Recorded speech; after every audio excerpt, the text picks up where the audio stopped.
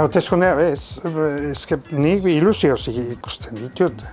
Bada arrazoi asko, ez da, Euskal Herriaren garapen azken urteotan. Etaren pasaden urteko aldarrikapena justu urtebete dela, berriz ere, aieteko adierazpena urtebete. Urte honetan gauza asko ez dira mugitu, eta hauteskundeak nik uste mugiarazteko aitzakia edarra izan daitekela. Orduan ilusioa nik badut. Transmititzea ilusia nik uste berez sortuko dela. Bai esango nieke berriz borrokatu behar dutela. Borrokatu behar dutela eta ez etxipenean erori, eta batez ez utzi. Berari dagozkion eskubideetan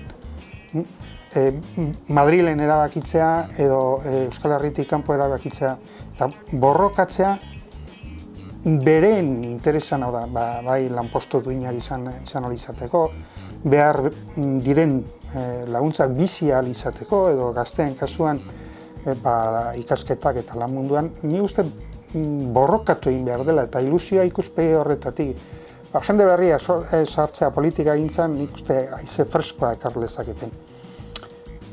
Baina nik oso argi daukan, ni momentuz politikaria izango naiz, edo politikaria naiz, politikari berrian, lagun batek esaten zian moduan, eta nik egin dezaketan gauza bakarra honetan da, egoera zailan dagoen jendeari esatea ez geratu etxean etorri, eta agian denon artean bidea asmatuko dugu. Eta ni seguru nago gaina asmatuko dugula. Asmatuko dugula gestioan. Osea, gestioa egiten du gestionatzeko aukera duena. Eta hori ikasi egiten da. Eta egin egiten da. Ondo ala gaizki egin egiten da.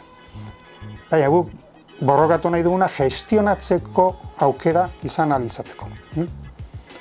Eta hortan konplizidadea nahi dugu herriaren sektore zabalenekin.